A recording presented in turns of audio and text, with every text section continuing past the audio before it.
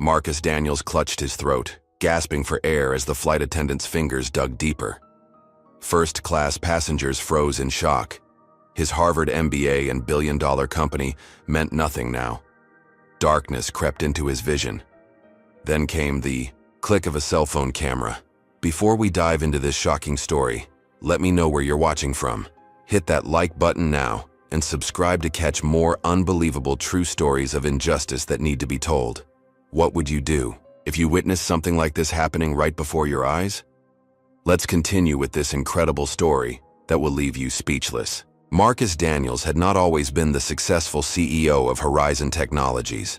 Born in a struggling neighborhood in Detroit, his childhood was defined by determination against overwhelming odds. His mother, Elaine, worked 3 jobs to keep food on the table after his father was wrongfully imprisoned for a crime he didn't commit. The judicial system's bias had torn their family apart, but it also instilled in Marcus an unyielding resolve to succeed, despite a world stacked against him. By age 12, Marcus was already juggling school with his own side hustles, mowing lawns, washing cars, and helping elderly neighbors with errands. His teachers noticed his exceptional aptitude for mathematics and science, but few expected much from another kid from the East Side. Mrs. Calloway, his 8th grade science teacher, was different. She saw beyond his worn clothes and the exhaustion in his eyes from working before school. "You have a brilliant mind, Marcus," she told him one day after he'd aced another test. "But in this world, you'll need to be twice as good to get half as far. Are you ready for that journey?" That conversation changed everything. Marcus threw himself into his studies with renewed vigor. He graduated top of his high school class, earning a partial scholarship to University of Michigan. College wasn't easy. He worked night shifts at a gas station while maintaining perfect grades, but his technology skills began to shine. By junior year, he'd created a security software application that caught the attention of several tech companies. After graduation, Marcus landed a position at a mid-sized tech firm, where his innovative approaches quickly earned promotions. But the higher he climbed, the more isolated he felt. In executive meetings, he was often the only black face at the table. His ideas were questioned more thoroughly than those of his colleagues. When he pointed out market opportunities in underserved communities, he was told they weren't profitable demographics. At 32, frustrated by the limitations and microaggressions, Marcus took his boldest step yet. He mortgaged everything he owned, borrowed from every friend who believed in him, and launched Horizon Technologies. His vision: creating affordable technology solutions for healthcare, education, and small businesses in underserved markets. The first 2 years were brutal. Investors were skeptical. "Your market approach is unconventional," one venture capitalist said, which Marcus understood as code for too focused on non-white communities. Deals fell through at the last minute. Potential partners backed out without explanation. But Marcus persisted, refining his business model and proving the critics wrong. The breakthrough came when Horizon's security software prevented a major data breach at a regional hospital chain. Suddenly, the company that everyone doubted became the industry's rising star. Within 5 years, Horizon Technologies grew from a struggling startup to a corporate success story valued at over $1 billion. Marcus Daniels, the kid from Detroit whose guidance counselor once suggested he aim for something more realistic, was now featured in Fortune magazine as one of the most innovative CEOs in America. Today's flight to San Francisco was for the biggest meeting of his career, a potential partnership with global tech that would expand Horizon's solutions internationally. Marcus had prepared meticulously for this presentation, reviewing the proposal until he could recite it from memory.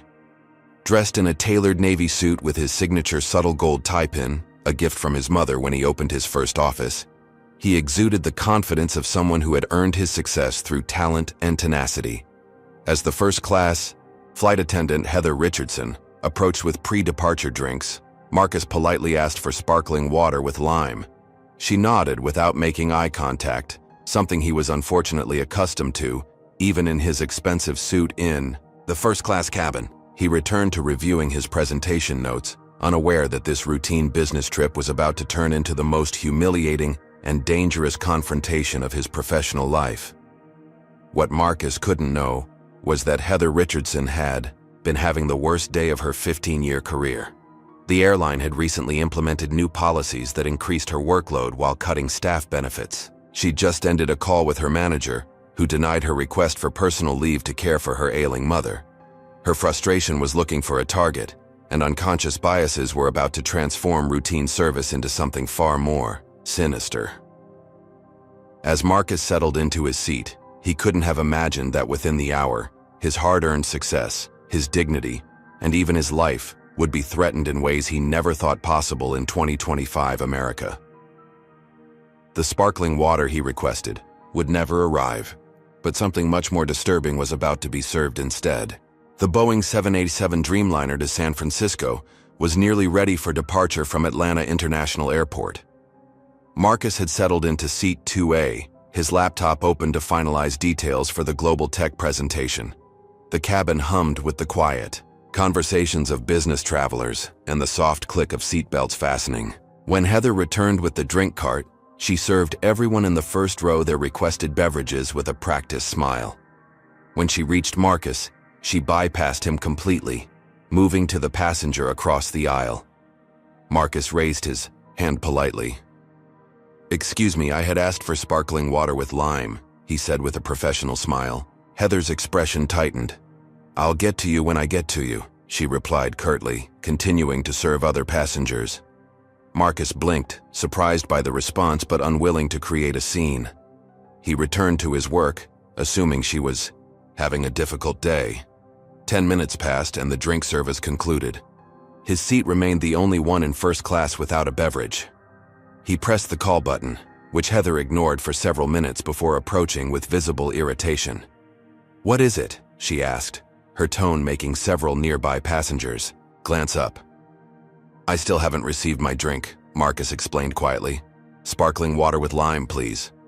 We're preparing for takeoff." "You'll have to wait until we're airborne," she responded, reaching up to switch off his call button forcefully. Marcus noticed something troubling. She was still serving drinks to other passengers who had boarded after him. A white businessman across the aisle had just received a scotch on the rocks. Marcus took a deep breath, recognizing a familiar pattern but choosing to handle it with the same measured approach that had guided his career. "I understand you're busy," he said calmly, "but I can see you're still serving others. Is there a reason my request is being handled differently?" Heather's face flushed. "Are you accusing me of something?" "Not at all," Marcus replied. "I'm simply asking about my drink order." "I don't appreciate your tone," she said loudly enough for nearby passengers to hear. "Maybe you're not used to first-class rules." The implication was clear and stinging. A few passengers shifted uncomfortably in their seats.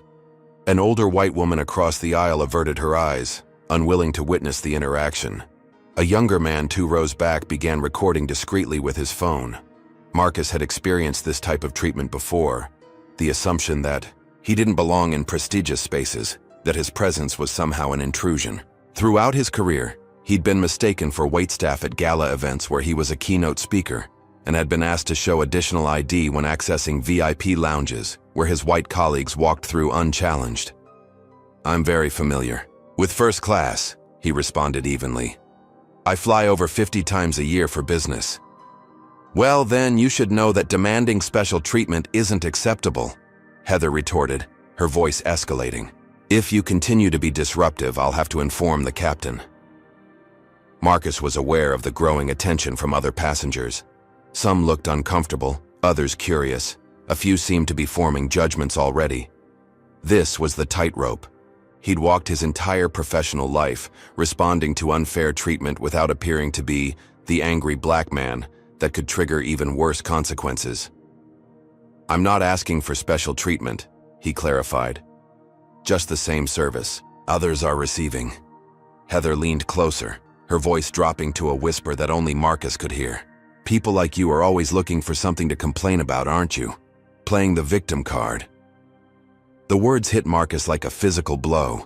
The familiar sting of being reduced to a stereotype despite all his accomplishments sent a flush of heat through his body. Before he could respond, the captain announced immediate takeoff, and Heather straightened up with a satisfied smile.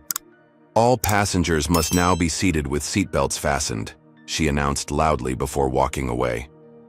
Marcus sat back, his mind racing. The presentation materials on his laptop screen blurred as he processed what had just happened. He'd built his success on choosing his battles wisely, knowing when to speak up and when to let things go. Was this one of those moments to practice strategic patience? Or was this exactly the kind of moment that needed to be addressed? As the plane began taxiing, Marcus noticed a text message from his executive assistant confirming the global tech meeting details. The stark contrast between being a respected CEO about to close a $100 million deal and being treated as unwelcome in this cabin wasn't lost on him. He took several deep breaths and decided to refocus on his presentation. The flight took off smoothly, climbing into the clear blue sky. Once they reached cruising altitude, the seatbelt sign turned off with a soft ding. Passengers began adjusting their seats and retrieving items from their bags. Marcus decided to try once more, pressing his call button again. This time, a different flight attendant approached, a younger man named Jason according to his name tag. "How can I help you, sir?" he asked with professional courtesy. "Could I please have sparkling water with lime?" Marcus requested. "Of course, I'll bring that right away," Jason replied. Minutes later, as Jason returned with the drink, Heather intercepted him, whispering something in his ear. Jason looked confused but handed the drink service back to her. Heather approached Marcus's seat, practically slamming the drink on his tray table, splashing water onto his laptop keyboard. "Oh, I'm sorry," she said without a hint of sincerity. Turbulence. There had been no turbulence. Several passengers had witnessed the deliberate action. Marcus carefully moved his laptop away from the spill, using his cocktail napkin to dry the keys. "Is there a problem?" he asked, his voice level despite the growing knot of tension in his chest. "The problem is passengers who think they're entitled to special treatment," Heather said loudly. "First class or not, you need to respect crew instructions." An older white businessman across the aisle finally spoke up. "He's been nothing but polite. Why are you treating him this way?" Heather turned, her demeanor instantly transforming. "I'm so sorry if it appears that way, sir. We've had some issues with this passenger making demands of the crew." The word issues hung in the air, laden with unspoken implications. Marcus recognized the dangerous territory this was entering. Throughout history, black men had been severely harmed or killed because someone claimed they were causing issues or being threatening when they were doing nothing wrong. "That's not true," Marcus stated firmly. "I simply asked for the same service everyone else received." Heather's eyes narrowed. "Sir, I need you to lower your voice. You're disturbing the cabin." Marcus hadn't raised his voice at all. The gaslighting technique was painfully familiar, painting him as aggressive when he'd been nothing but composed. He could feel his heart pounding as the situation escalated beyond reason. The businesswoman beside him, who had witnessed everything, looked deeply uncomfortable but remained silent. The all-too-common response of bystanders unwilling to get involved. As Marcus opened his mouth to respond, he was unaware that this confrontation was about to escalate far beyond a denied drink or spilled water. In moments, the incident would transform from a disturbing case of discrimination to something far more dangerous. A physical confrontation that would make national headlines and force America to once again confront the reality of racism in everyday spaces, even at 35,000 feet. The tension in the first-class cabin thickened as Heather returned with the flight's lead attendant, Patricia, a stern-faced woman with steel-gray hair pulled into a tight bun. Marcus noticed how Heather's body language had shifted. Arms crossed, defensively, chin tilted upward, standing slightly behind Patricia as if seeking protection. "Sir," Patricia addressed Marcus formally, "I understand there's been some disruption. We need you to comply with crew instructions for the safety of all passengers." Marcus felt a familiar sinking feeling. He was being painted as the problem despite being the one mistreated. He'd encountered this dynamic countless times. A situation would begin with someone else's bias, but somehow he would end up portrayed as the aggressor. "With all respect," Marcus replied calmly, "I've complied with every instruction. I simply requested the same service others received. When my drink was finally brought, it was deliberately spilled on my equipment." Patricia glanced at Heather, who quickly interjected. He's been combative since boarding, demanded special treatment, and became verbally abusive when told to wait. The businesswoman in 2B, who had witnessed everything, shifted uncomfortably, but remained silent. Her manicured fingers fidgeted with her pearl necklace, eyes averted. Marcus recognized her silence as a choice, a decision not to get involved. That felt like its own form of complicity. That's simply not true, Marcus stated, maintaining his composure.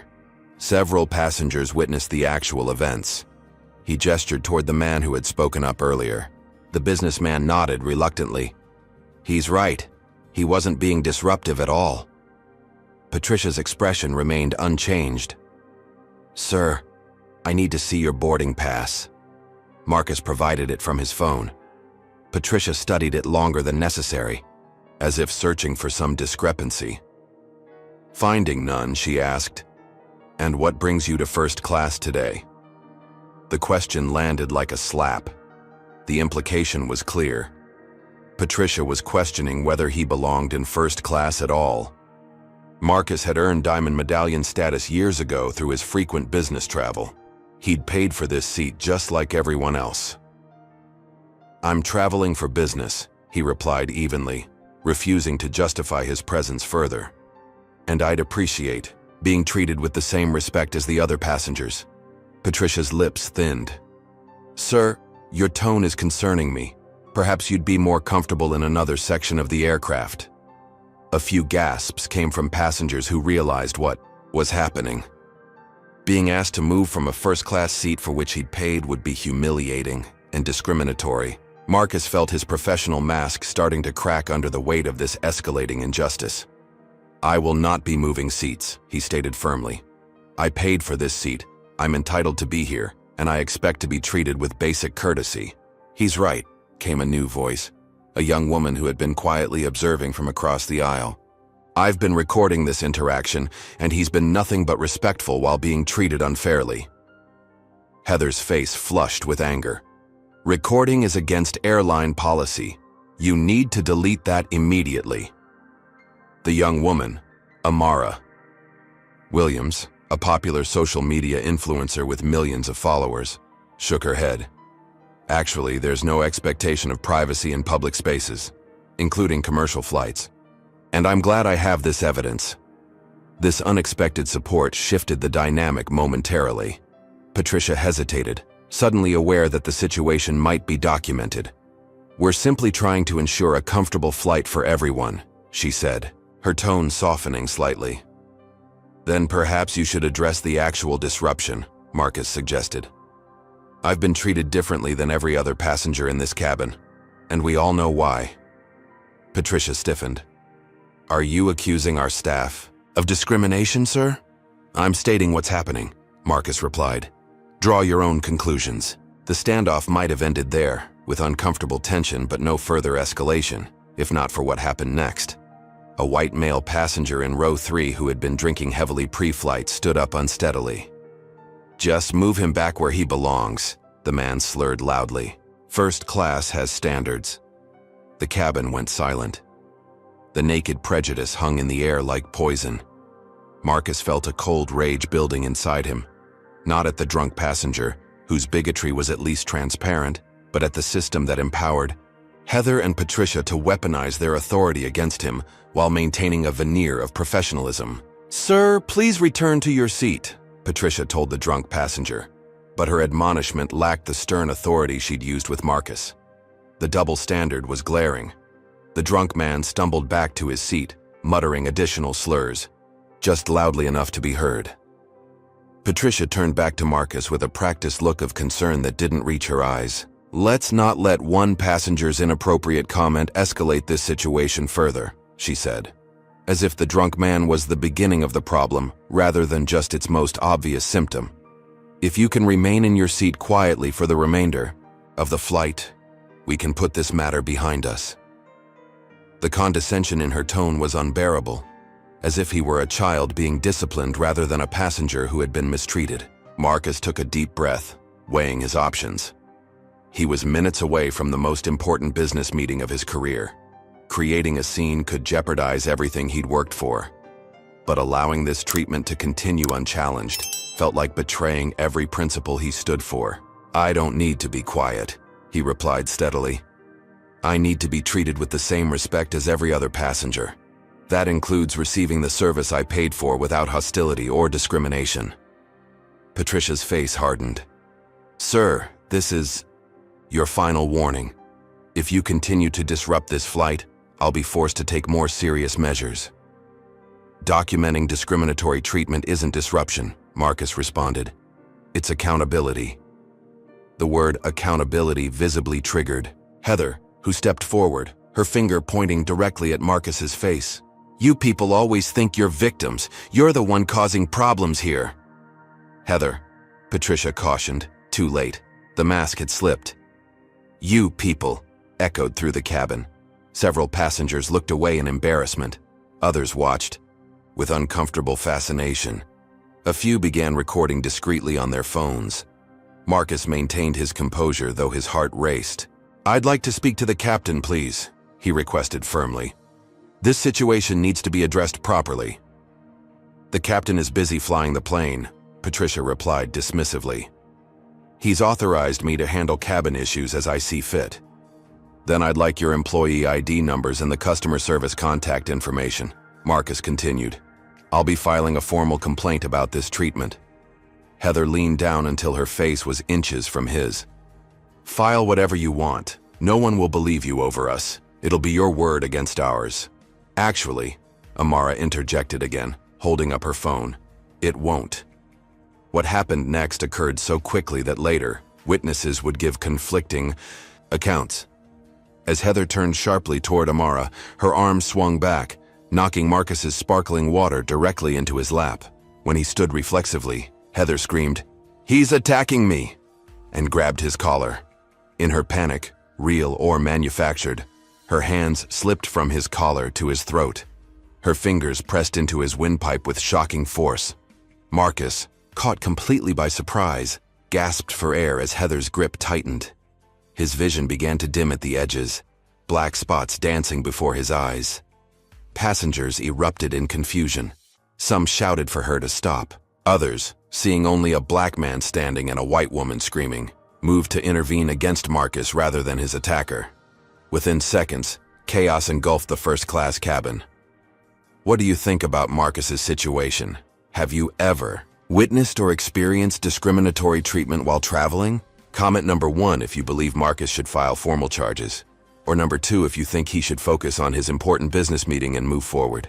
Hit that like button if you believe everyone deserves equal treatment regardless of their appearance, and subscribe to hear what happens next in this shocking true story. What would you do if you were in Marcus's shoes, choking and unable to defend yourself without being perceived as the aggressor? The next part of this story will reveal how a simple cell phone completely changed the course of events. Stay tuned. The pressure on Marcus's windpipe intensified. His lungs burned for oxygen as Heather's fingers dug deeper into his throat. The chaos around them seemed distant now, muffled by the roaring in his ears. His briefcase slipped from his grasp, presentation, materials scattering across the cabin floor. In this moment, his accomplished career, his company, his identity as a respected CEO, none of it mattered. He was reduced to a primal struggle for air. Jason, the younger flight attendant who had initially tried to serve Marcus, pushed through the crowd. "Heather, stop! What are you doing?" He grabbed her shoulders, pulling her away. Marcus collapsed back into his seat, coughing violently, his hand flying to his bruised throat. "He attacked me!" Heather shrieked, her voice breaking with manufactured fear. "Did you see how he lunged at me?" Jason looked confused, glancing between Heather's unmarked appearance and Marcus's obvious distress. "I didn't see that." "I've got the whole thing on video," Amara announced, her phone still recording. "She attacked him, not the other way around." "So do I," added a college student from row 4, holding up his phone. "And I started filming when she was refusing to serve him." Patricia's face drained of color as she realized multiple passengers had documented the incident. The narrative she and Heather had tried to create was unraveling in real time. "Everyone needs to return to their seats immediately," she commanded. her voice lacking its previous authority. "This is an internal airline matter." Marcus, still struggling to regain his breath, managed to speak hoarsely. "This stopped being an internal matter when your employee assaulted me." The businessman who had spoken up earlier stood now. "I'm Dr. Raymond Wilson, Chief of Surgery at Massachusetts. General, this man needs medical attention. His trachea may be bruised or damaged." Patricia hesitated, visibly calculating the airline's exposure.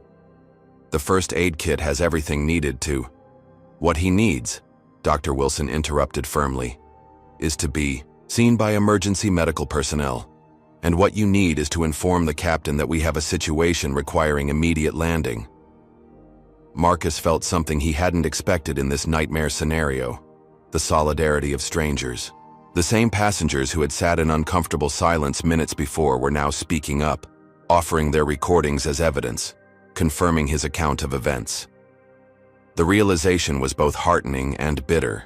It had taken a physical assault, captured on camera, for his humanity to be fully recognized. Amara had moved to sit beside him, offering a bottle of water. "Small sips," she advised gently. "I've already uploaded the video to my private cloud storage. They can't delete the evidence." Within minutes, the captain's voice came over the intercom. "Ladies and gentlemen, due to a medical emergency, we'll be making an unscheduled landing at Charlotte Douglas International Airport. Please remain seated with your seatbelts fastened. We expect to be on the ground in approximately 10 minutes. Heather and Patricia had retreated to the galley, whispering intensely. Marcus could see the panic in their expressions as they realized the magnitude of what had transpired. The drunk passenger who had made the racist comments earlier was now slumped in his seat, pretending to be asleep.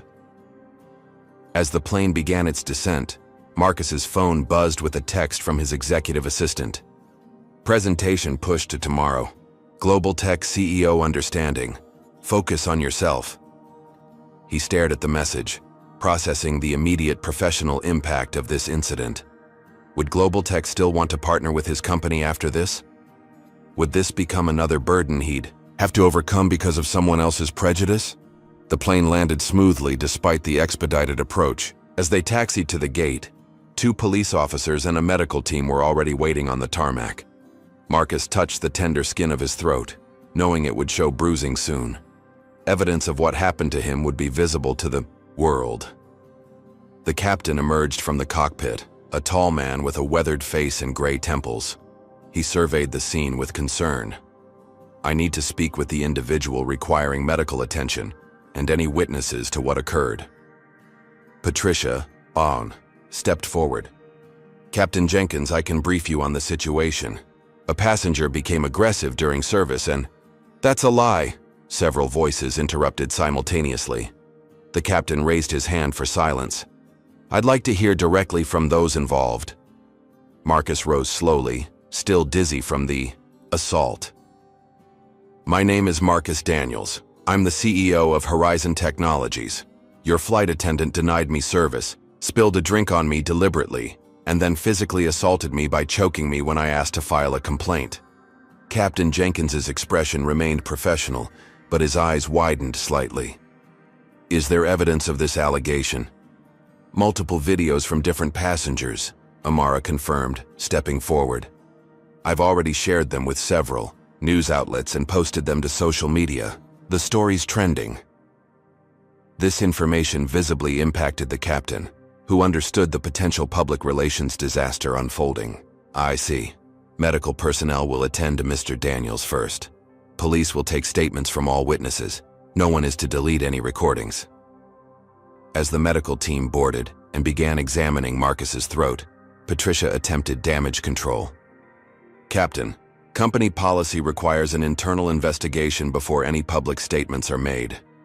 Company policy also prohibits assaulting passengers," Captain Jenkins replied curtly. "My primary concern is the safety of everyone on this aircraft and ensuring proper medical care for an injured passenger." The paramedics confirmed what Dr. Wilson had suspected. Marcus had suffered trauma to his trachea that required hospital evaluation. As they prepared to transport him, Marcus caught fragments of conversation from nearby passengers. Did you see how they tried to make him look like the aggressor? If there hadn't been videos... My daughter flies alone next week. I'm terrified. This could happen to her. As Marcus was guided toward the exit, Heather and Patricia were being interviewed separately by police officers. The reality of their actions seemed to be dawning on them at last. Heather's face had crumpled, tears streaming down her cheeks, while Patricia maintained a rigid posture, her lips pressed into a thin line. At the door, Marcus paused, turning back to the cabin. The faces of the passengers who had witnessed his humiliation and assault stared back at him. Some looked ashamed of their initial silence, others nodded in solidarity, and a few appeared confused, still processing what they had seen. In that moment, Marcus realized this incident would transcend his personal experience. It would become another data point in America's ongoing reckoning with racism, analyzed, debated, and ultimately judged by a society still struggling to confront its deepest biases. As he was escorted onto the jetway where a gurney waited, Marcus's phone began buzzing incessantly with notifications. The video was spreading across social media platforms at lightning speed. By the time he reached the ambulance, justice for Marcus was already trending nationwide. His private humiliation had become a public referendum on how Black Americans are treated in spaces where they've earned their place, but are still made to feel they don't belong. In the ambulance, as a paramedic applied an ice pack to his throat, Marcus closed his eyes, overwhelmed by competing emotions. Relief that he had survived, rage at the injustice, anxiety about the public spectacle his life had suddenly become, and beneath it all, a weary recognition that despite all his achievements, the Ivy League degree, the successful company, the tailored suit, he could still be reduced to fighting for his basic dignity, and even his breath, because of the color of his skin. The ambulance doors closed, and Marcus Daniels, tech innovator and business leader, was whisked away to Charlotte Medical Center, unaware that his traumatic experience was about to ignite a national conversation that would reach all the way to the White House. The emergency room at Charlotte Medical Center buzzed with activity as Marcus sat on an examination table, a doctor carefully assessing the bruising on his neck. X-rays had confirmed no permanent damage to his trachea, but the physical evidence of the assault was unmistakable. Dark purple finger marks stained his brown skin like an accusation. "You're lucky," Dr. Patel remarked, applying a soothing ointment to the affected area. "The bruising is significant, but there's no structural damage. You'll experience discomfort when swallowing for about a week, and your voice may be hoarse. I'm prescribing anti-inflammatory medication and recommending vocal rest." Marcus nodded, wincing at the movement. Speaking was painful, each word scraping against his injured throat. "When can I travel again?" he asked hoarsely. "Medically, you could fly tomorrow, but I'd recommend waiting at least 48 hours, Dr. Patel advised. "The pressure changes could exacerbate your discomfort. The Global Tech meeting would have to be rescheduled or conducted virtually." Marcus made a mental note to call his executive team once he was discharged. As the doctor finished his examination, a hospital administrator knocked tentatively on the door. "Mr. Daniels, there are police officers who need your statement and..." She hesitated. "There's a situation developing outside the hospital. News vans, reporters, the video of your incident has gone viral." Marcus's heart sank. He'd been so focused on his immediate medical needs that he hadn't checked his phone in hours. Now, unlocking the screen, he was bombarded with thousands of notifications. His email inbox had exploded. Missed calls from his executive team, board members, family, friends, and dozens of unknown numbers cluttered his call log. Opening Twitter, he saw Justice for Marcus trending at #1 nationwide. The original video posted by Amara had over 20 million views and climbing. Major news networks were running the footage on constant rotation. His name was everywhere. A police detective entered, notebook in hand. "Mr. Daniels, I'm Detective Rivera. When you're feeling up to it, I'd like to take your statement about what occurred on the flight." Marcus recounted the events as clinically as possible, from the initial drink denial to the escalation and physical assault. Detective Rivera took detailed notes, asking clarifying questions about the sequence of events and who had witnessed each interaction. We've already collected statements and contact information from 12 passengers who corroborate your account, the detective informed him. We've also secured the airline's internal communication logs and will be requesting their camera footage, though they're already claiming technical difficulties with the recording system. Of course they are, Marcus replied, unsurprised. What charges is Heather facing? We've arrested her for assault, though the district attorney will make final charging decisions. The airline has already placed her and the lead flight attendant on administrative leave pending an internal investigation. Marcus nodded, considering his next steps. I want to be clear. I'm not looking for special treatment.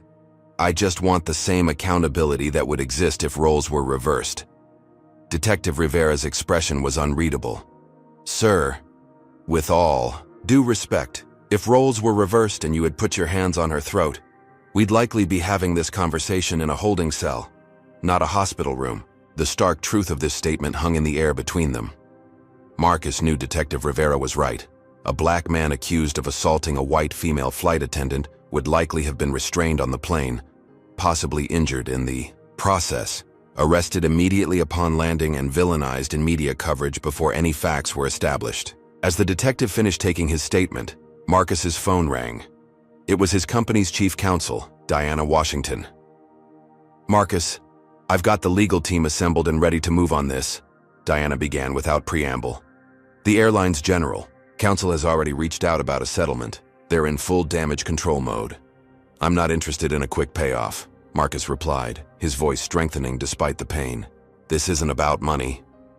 I understand, Diana assured him, but you should know what you're dealing with. The video has over 50 million views now. You're trending in 13 countries. CNN, MSNBC, Fox, they're all covering it. Your inbox probably has interview requests from every major outlet. Marcus closed his eyes, suddenly exhausted. What had happened to him was being dissected by strangers worldwide. His trauma was now public property, a talking point for cable news panels and social media debates. Some would see him as a victim deserving justice. Others would scrutinize his every word and action, looking for something, anything, to justify Heather's behavior. There's more, Diana continued hesitantly. Global Tech's CEO, Thomas Wilson, issued a statement expressing shock at what happened to you and postponing the meeting until you're recovered. But privately, some board members are worried about the publicity affecting the deal. Of course they were. Marcus had seen this dynamic before. Companies eager to partner with a successful black entrepreneur until that success came with complications, like highlighting racial injustice. Suddenly, his value proposition included an element of risk. Tell them if they're concerned about partnering with a company whose CEO expects basic human dignity, they're not the right partner for us anyway, Marcus said firmly. After ending the call, Marcus scrolled through some of the social media responses to the video. Most expressed outrage on his behalf, but there were also the inevitable attempts to justify what happened or question his behavior before the recording started. Some conservative commentators were already suggesting he must have done something to provoke the attack. A knock at the door interrupted his browsing. A nurse entered with discharge papers, followed by Marcus's chief of staff, Tariq Johnson, who had flown in from Atlanta immediately after seeing the news. Car's waiting whenever you're ready, Tariq informed him, taking in Marcus's injured appearance with barely concealed anger. We've booked you a suite at the Ritz-Carlton under a pseudonym. Security team is already there. Security team? Marcus questioned. Tariq's expression was grim. You've received threats, boss. Most are just keyboard warriors, but we're not taking chances. The hotel is implementing full privacy protocols. The realization that his safety was now at risk, that people were threatening him for having the audacity to be assaulted, struck Marcus with fresh outrage. This was the twisted reality of being black in America. Even as a victim, he wasn't safe from those who resented him for exposing uncomfortable truths. As they prepared to leave through a private hospital exit, Marcus's phone buzzed with a text from his mother. Baby, I'm seeing you all over the news. Call me as soon as you can. Praying for you. The message pierced through Marcus's professional armor, reminding him of the personal toll this incident was taking. His mother, who had sacrificed everything for his success, was now watching her son being brutalized on national television. The thought made his chest tighten with emotion. In the secure vehicle heading to the hotel, Marcus stared out the tinted windows at Charlotte's skyline, contemplating his next moves. He had built his career by turning obstacles into opportunities, by refusing to let discrimination define his path. Now, thrust into this unwanted spotlight, he faced a critical decision: retreat into privacy to protect himself and his company, or use this platform to address the larger systemic issues his experience represented. By the time they reached the hotel, Justice for Marcus had been joined by Horizon Technology stands and First Class while black in the trending topics. Marcus's personal trauma had become a cultural moment, a symbol of the persistent reality of racism in spaces where money and achievement were supposed to be the great equalizers. As he settled into the hotel suite, surrounded by his hastily assembled crisis team, Marcus realized the assault on that plane had changed something fundamental. For years, he had navigated discrimination with strategic patience, choosing when to speak up and when to focus on his goals. Now, with the world watching and waiting for his response, that careful balance had been irrevocably disrupted. What happened next would define not just how this specific incident was resolved, but potentially shape how similar situations would be handled in the future. As Marcus scrolled through the thousands of messages from people sharing their own stories of discrimination in travel, business, and daily life, he understood that his response now carried weight beyond his personal vindication. The question wasn't just what justice would look like for Marcus Daniels, CEO, but what justice might look like for countless others who hadn't had their moments of degradation captured on video and broadcast to the world. By morning, the Ritz-Carlton suite had transformed into an impromptu command center. Marcus sat at the dining table surrounded by his executive team and legal counsel, his throat wrapped in a medical collar that made his voice raspier than usual. On 3 different screens, news channels played with muted volume, all featuring the same footage of Heather's hands around Marcus's neck. Diana Washington, Horizon's chief counsel, was reviewing the airline's latest communication. Sky America's CEO has requested a private video call with you at 11.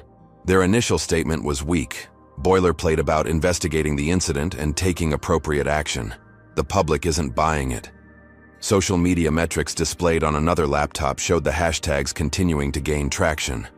Celebrity influencers, athletes, and even politicians were weighing in. The story had transcended business news to become a cultural flashpoint. What's their angle likely to be? Marcus asked, sipping tea with honey to soothe his injured throat.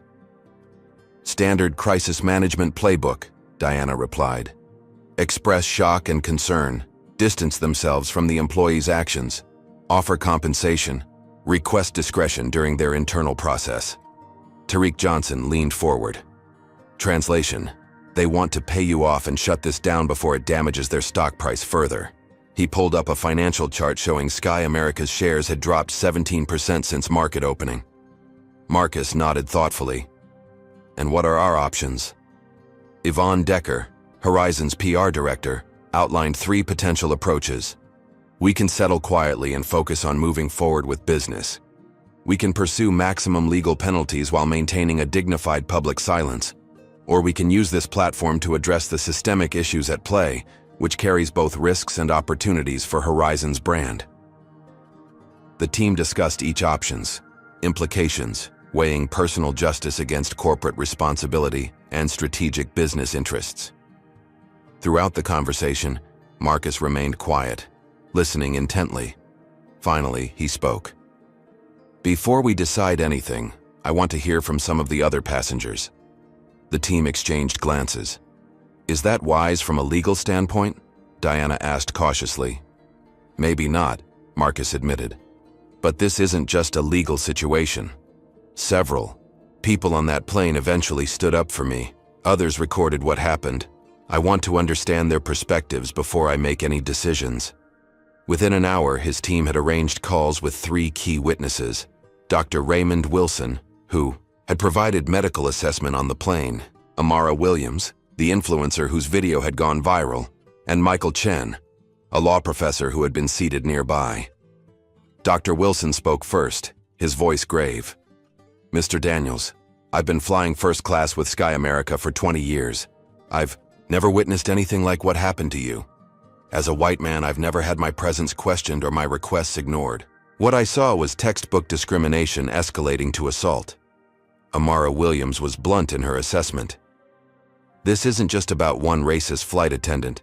It's about a system where Patricia felt comfortable backing Heather's behavior, where other staff didn't intervene, where passengers initially stayed silent. My followers are sharing thousands of similar experiences, not all ending in physical assault, but all following the same pattern of escalating discrimination. Professor Chen offered a legal perspective. The airline is likely most concerned about the precedent this sets. If they admit fault, they're acknowledging a culture that enables racial discrimination. That opens the door to class action possibilities from other passengers who've experienced similar treatment without video evidence. After these conversations, Marcus sat quietly, processing everything he'd heard. His executive team waited for his decision, understanding its importance beyond the immediate crisis. "Here's what we're going to do," he finally announced. "I'm not interested in a private settlement that buries this incident. I want structural changes that prevent this from happening to anyone else." He outlined his requirements: a comprehensive, anti-bias training program for all airline staff, transparent reporting of discrimination complaints, an independent review of the airline's corporate culture, financial consequences tied to executives' compensation if incidents continued, and a public acknowledgement of the systemic nature of the problem. And yes, he added, appropriate consequences for Heather and Patricia. But that's actually the least important element to me. Firing 2 employees doesn't fix a broken system. At exactly 11, the video call with Sky America's CEO, Richard Blackwell, began. The airline executive appeared solemn, flanked by his own legal team. "Mr. Daniels, first let me express my sincere apologies for what happened on our aircraft. The behavior displayed is completely unacceptable and against everything our company stands for." Marcus listened to the carefully crafted statement, noting the passive language that avoided direct acknowledgement of racism or discrimination. When Blackwell finished his prepared remarks and transitioned to discussing a generous compensation package, Marcus interrupted. "Mr. Blackwell, I'm not interested in hush money. I'm interested in change." He proceeded to outline his requirements, watching the CEO's expression shift from sympathetic to concerned as the list continued. When Marcus finished, Blackwell cleared his throat. "While we appreciate your suggestions, Mr. Daniels, we have established procedures for addressing service incidents. Perhaps we could discuss a more conventional resolution?" "This wasn't a service incident," Marcus replied firmly. "Your employee assaulted me because of racial bias, after your lead attendant enabled escalating discrimination. That's not a customer service problem. It's a human rights violation." The call ended with no resolution, Sky America's team promising to consider Marcus's proposals. Minutes later, his phone lit up with a text from Amara. They just issued another statement, throwing Heather under the bus completely. No mention of systemic issues. Check Twitter. Sky America's new statement announced Heather's termination, described her actions as reprehensible and not representative of our values, and offered a generic commitment to reviewing our training procedures. What would you do if you were in Marcus's position? Comment number 1 if you believe he should accept the airline's response and move forward, or comment number 2 if you think he should push for the systemic changes he outlined. Like this video if you believe corporations should be held accountable for creating environments where discrimination flourishes, and subscribe to find out what Marcus decides to do next. The question now wasn't whether Marcus would get justice for himself, but whether this incident would become another fleeting moment of outrage or a catalyst for meaningful change. What would you do if the spotlight suddenly fell on your traumatic experience? Would you retreat from it, or would you use it to fight for others facing the same invisible barriers every day? The next part of this story reveals how Marcus transformed personal pain into powerful advocacy, but at what cost to himself and his company? The conference room in Charlotte's Ritz-Carlton hummed with tension as Marcus reviewed the latest developments with his team. His throat still ached from the assault, but something else fueled him now, a steely determination that had crystallized during a sleepless night. Sky America thinks firing one employee and issuing a boilerplate apology will make this disappear, he said, voice still raspy. They're wrong. On the wall-mounted screen, Sky America's stock continued its downward trajectory. The company had miscalculated badly. Their attempt to isolate the incident to a single bad Apple employee had backfired spectacularly. Social media was flooded with accounts from other black passengers sharing similar experiences with the airline, though few had escalated to physical assault. Yvonne Decker, Horizon's PR director, scrolled through her tablet. The narrative is shifting. People are asking why Patricia wasn't also terminated.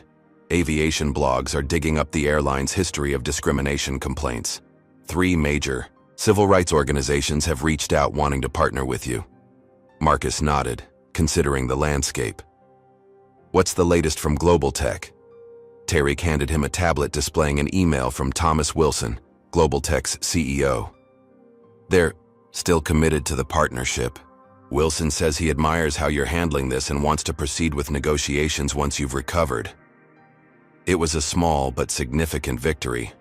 Marcus had worried the controversy might spook potential business partners, but Global Tech's response suggested the opposite, that his principled stance was enhancing rather than damaging his company's reputation. Good, Marcus said. Now let's talk about our next move. Rather than rushing to the media with his story, Marcus had decided on a strategic approach.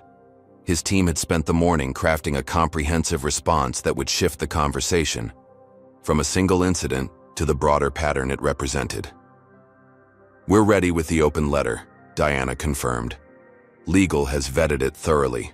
It's strong but factual, focuses on systemic issues rather than attacking individuals, and includes concrete action items for the airline industry as a whole.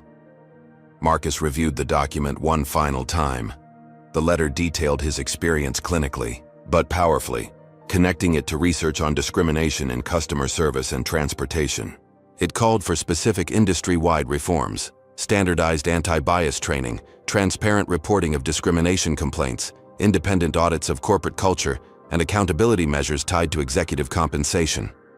Most importantly, it announced the creation of the Equal Skies Initiative, a new nonprofit that would track discrimination in air travel, provide legal support to victims, and work with airlines committed to improvement. Seed it with $5 million from my personal foundation, Marcus instructed. I want this to have immediate credibility and staying power. His team exchanged glances. This was a major financial commitment for a cause born from personal trauma. But they recognized the strategic brilliance of the move.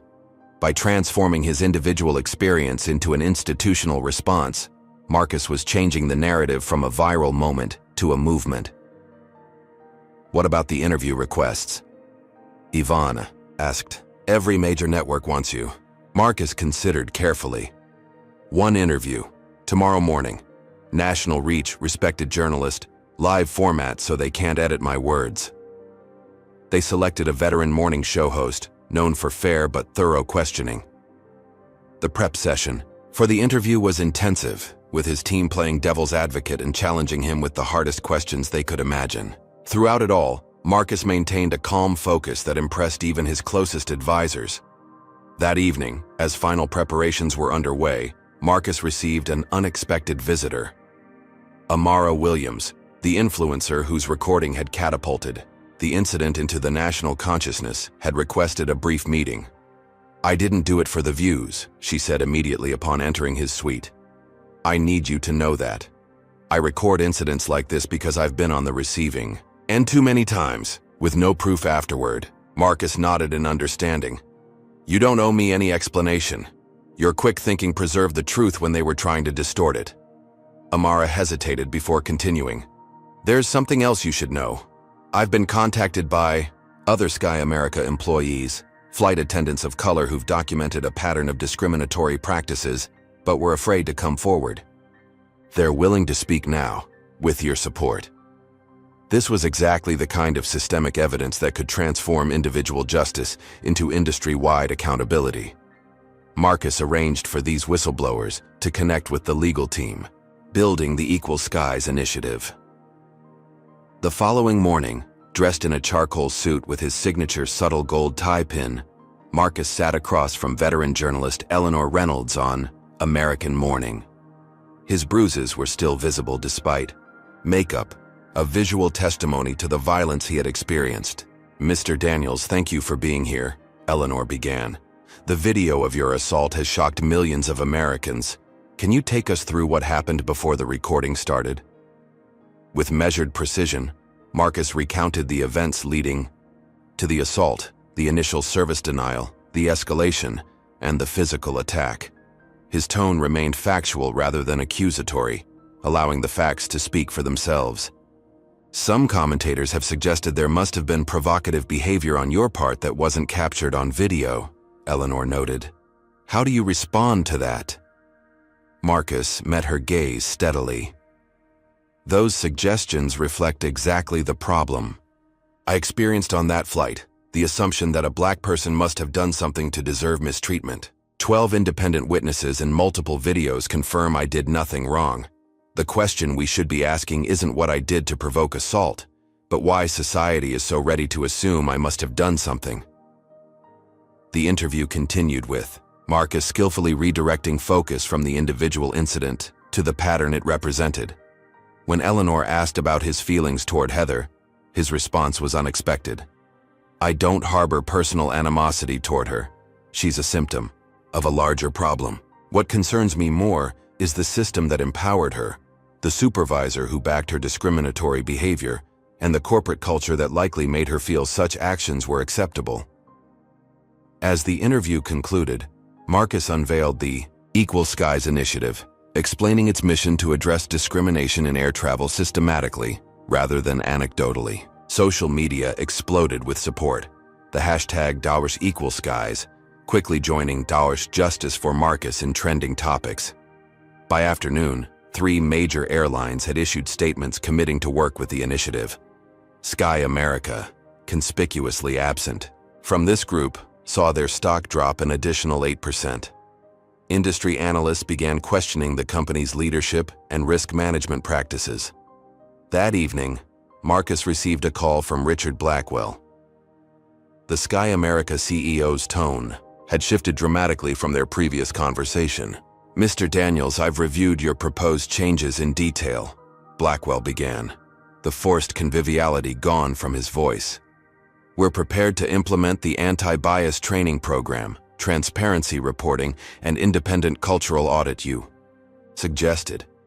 We'd also like to discuss having you personally involved in reshaping our approach to these issues." Marcus listened without interrupting, recognizing the desperation behind the olive branch. Sky America was hemorrhaging both market value and public trust. Their survival now depended on demonstrating meaningful change. "That's a start," Marcus replied. "Have your team contact the Equal Skies Initiative directly. They'll establish metrics to ensure these aren't empty promises." After ending the call, Marcus stood by the hotel window overlooking Charlotte's skyline, reflection mingling with the city lights. In just 48 hours, his life had transformed in ways he couldn't have predicted. The assault had been traumatic, but his response had potentially created a pathway to industry-wide reform. His phone buzzed with a message from his mother. "So proud of you, baby. Your daddy would be too. You're turning pain into purpose, just like you always have." The message brought unexpected tears to his eyes. Through everything, the assault, the public exposure, the strategic planning, he hadn't allowed himself to fully process the emotional impact of being attacked simply for existing in a space where someone felt he didn't belong. As night fell over Charlotte, Marcus Daniels stood at a crossroads. The immediate crisis was evolving into something more substantial, a platform from which to address long-standing inequities. But the personal cost remained to be calculated, and the most difficult challenges were yet to come. 3 days after the assault, Marcus sat in a private meeting room at Horizon Technologies' Atlanta headquarters. The bruises on his neck had darkened to a deep purple, visible evidence of the violence he'd endured. His voice had strengthened, though it still carried a slight rasp that his team noticed but didn't mention. Diana Washington entered, her expression grave. "We have a situation," she announced without preamble. "Sky America's legal team just sent this over." She placed a document on the table. Marcus skimmed its contents, his jaw tightening. Despite their public commitments, behind the scenes, Sky America was playing hardball. The document outlined a counter-narrative they were preparing to release, suggesting Marcus had been intoxicated, had made inappropriate comments to Heather, and had a history of difficult behavior on previous flights. "It's all fabricated," Marcus said, pushing the paper away. "They're trying to muddy the waters." "Of course it is," Diana agreed, "but they're desperate. Their stock is in freefall, they're facing boycotts, and 3 major corporate accounts have already announced they're switching carriers." Tariq entered with more troubling news. "They're not just fighting in the legal arena. Look at this." He displayed several social media accounts that had begun circulating rumors about Marcus's personal and professional life, false claims about Horizon's business practices, manufactured stories about Marcus's treatment of employees, and even doctored photos showing him at fictional wild parties were spreading across platforms. "Coordinated disinformation campaign," Tariq explained. "Professional job. They're trying to destroy your credibility before you can do more damage to their brand." Marcus absorbed this information silently. He had anticipated resistance, but the viciousness of the counterattack surprised even him. Sky America was willing to destroy a man's reputation rather than acknowledge and address systemic racism within their organization. "There's more," Diana added reluctantly. "Heather Richardson has hired Gloria Simmons." The room fell silent.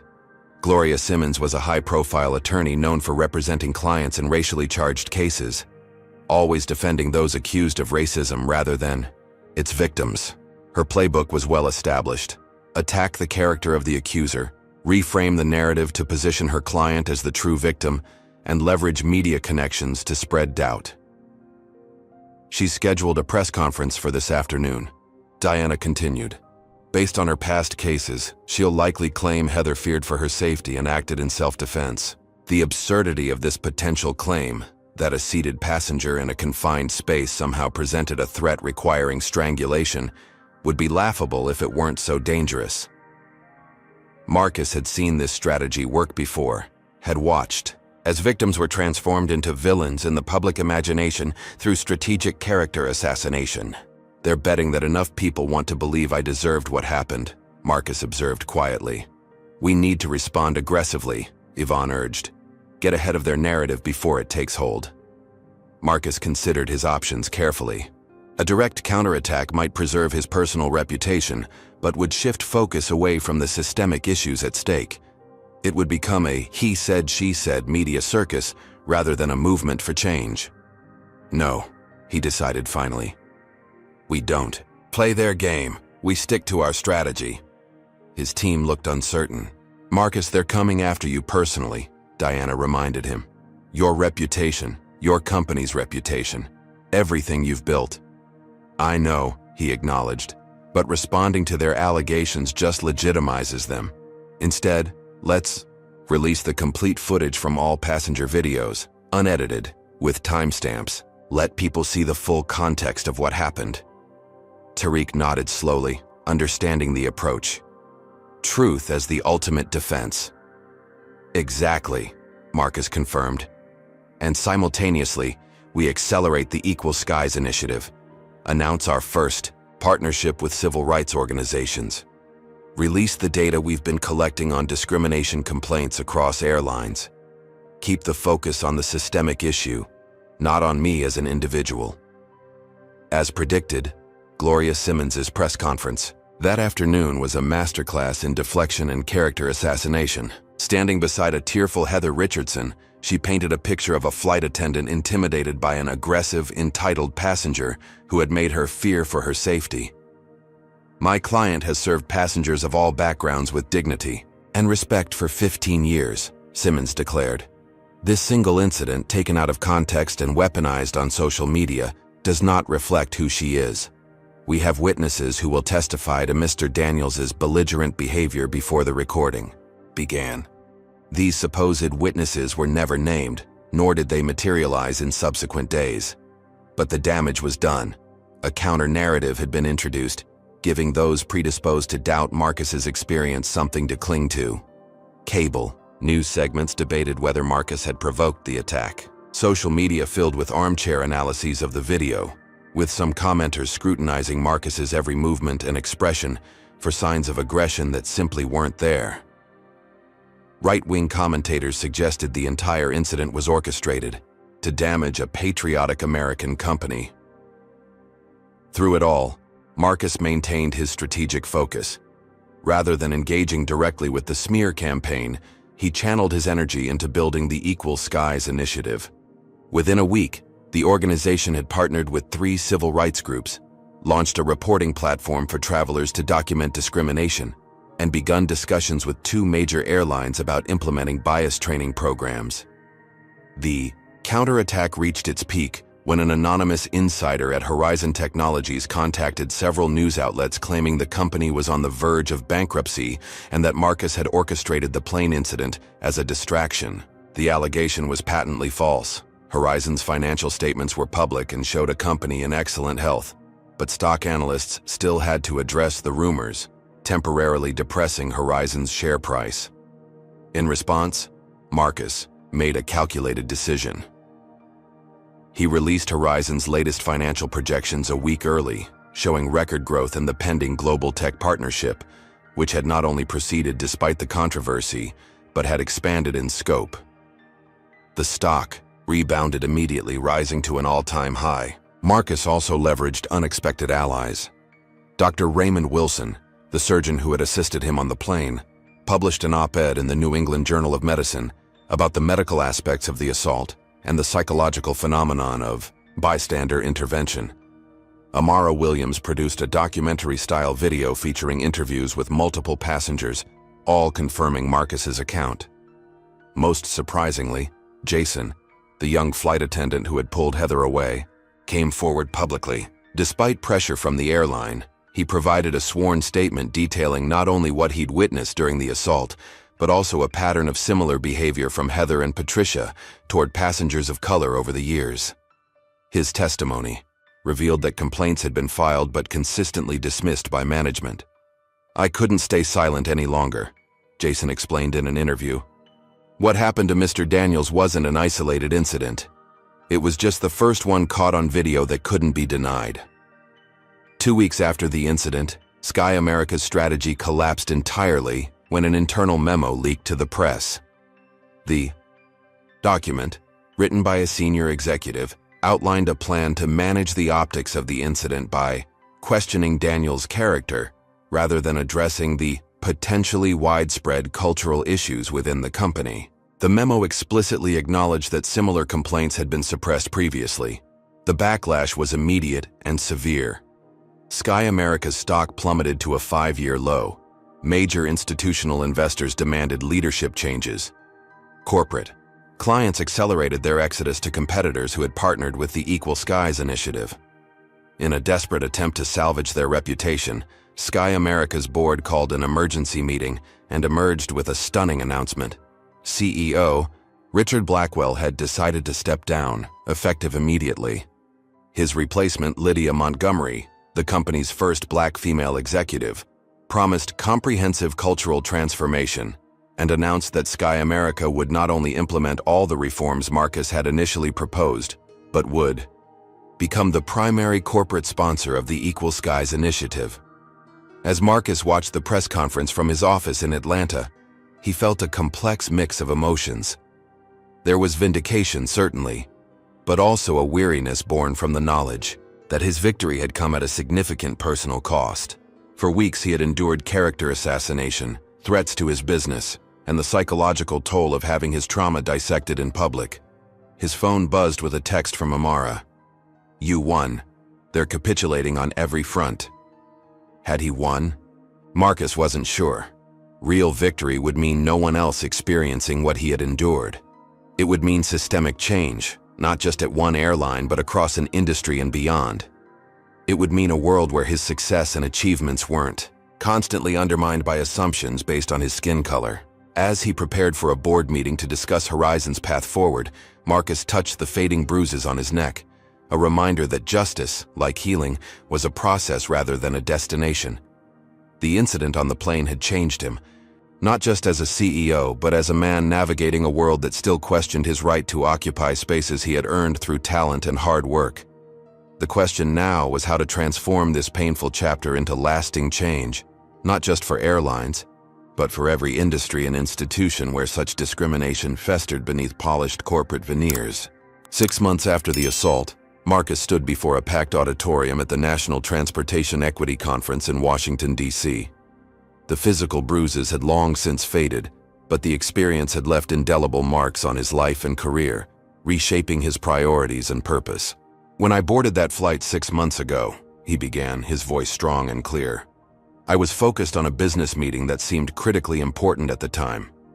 I never imagined that instead of discussing technology partnerships, I would find myself fighting for breath, for dignity, and ultimately, for change that extends far beyond one incident or one company." The audience, a mix of industry executives, policymakers, civil rights leaders, and transportation professionals, listened intently. In the front row sat familiar faces: Amara Williams, who had captured the viral video; Dr. Raymond Wilson, whose medical expertise had validated the seriousness of the assault; and Jason Chen, the flight attendant, who had risked his career to speak the truth. Today, I'm proud to announce that the Equal Skies Initiative has partnered with 27 airlines worldwide, representing over 70% of global air traffic, Marcus continued. Together, we've implemented standardized bias training for over 300,000 industry employees, established transparent reporting systems for passengers experiencing discrimination, and created accountability metrics tied directly to executive compensation. Applause rippled through the audience. On a screen behind him, statistics told a compelling story. Discrimination complaints had decreased by 38% across participating airlines. Response protocols had improved, with 94% of reported incidents now receiving investigation within 48 hours. Most importantly, employee satisfaction rates had actually increased under the new systems, contradicting fears that addressing bias would somehow damage morale. This progress wasn't easy, Marcus acknowledged. It required confronting uncomfortable truths. It demanded looking beyond individual actions to examine systemic failures. And yes, it faced resistance from those who preferred the status quo. The journey had indeed been arduous. Following Sky America's leadership change and public commitment to reform, other airlines had gradually joined the initiative, some enthusiastically embracing the opportunity for improvement, others reluctantly responding to market pressure as consumers increasingly factored equity practices into their travel decisions. Heather Richardson had ultimately pleaded guilty to assault charges, receiving probation and community service rather than jail time, an outcome Marcus had supported, believing rehabilitation more valuable than punishment. Patricia had been terminated after the internal investigation revealed a pattern of enabling discriminatory behavior. Both women were required to participate in restorative justice sessions, where they heard directly from passengers who had experienced discrimination under their watch. Sky America, under Lydia Montgomery's leadership, had transformed into an industry leader for inclusive practices. Their stock had not only recovered but surpassed previous highs as their commitment to equity attracted new customers and corporate accounts. But the work we're doing extends beyond airlines, Marcus continued. The transportation equity framework we've developed is now being adapted for hotels, restaurants, retail establishments, and healthcare facilities. Because what happened to me wasn't unique to air travel. It reflects patterns of discrimination that many face daily in spaces where they're seen as not belonging. In the months following the incident, Marcus had indeed expanded his focus. The Equal Skies Initiative had evolved into the Equal Access Foundation, broadening its mission to address discrimination across all consumer-facing industries. Horizon Technologies had created a new division specializing in AI systems designed to identify and mitigate bias in customer service interactions, technology now being implemented by companies worldwide. My personal experience opened doors to conversations that were previously happening only in private, Marcus explained. Suddenly, executives who had dismissed discrimination concerns as isolated incidents or perception issues were forced to confront video evidence they couldn't deny, data they couldn't ignore, stories they couldn't dismiss. He shared how the foundation had collected over 50,000 testimonials from individuals who had experienced similar treatment, creating the largest database of consumer discrimination incidents ever assembled. This data was now informing policy recommendations at federal, state, and local levels. The question I'm asked most frequently is whether I regret what happened that day, Marcus said, his tone becoming more reflective. The honest answer is complicated. I would never choose to experience violence and humiliation. I would never wish that moment of terror, of literally fighting for breath, on anyone. But I cannot regret the awakening it triggered, both in me and in others. He described how the incident had transformed his approach to leadership at Horizon Technologies. The company had become an industry benchmark for inclusive practices, with recruitment, retention, and advancement rates for underrepresented groups far exceeding industry averages. Their innovative technology solutions were now being designed, with equity considerations from the ground up, rather than as afterthoughts. The most meaningful outcome, Marcus continued, has been the community that formed in response. People who were previously suffering in silence found their voices. Employees who wanted to create more equitable workplaces found resources and support. Companies that genuinely wanted to improve found practical frameworks to follow. The global tech partnership that had seemed so crucial 6 months ago had indeed materialized, but in an evolved form. Instead of simply expanding Horizon's existing products, the collaboration now focused on developing technologies that could help identify and address systemic inequities across industries. From hiring algorithms that minimized bias to customer service platforms that ensured consistent treatment regardless of race, gender, or other characteristics. We've transformed pain into progress, Marcus said, approaching his conclusion. But we must remain vigilant. Progress is not permanent, unless we make it so.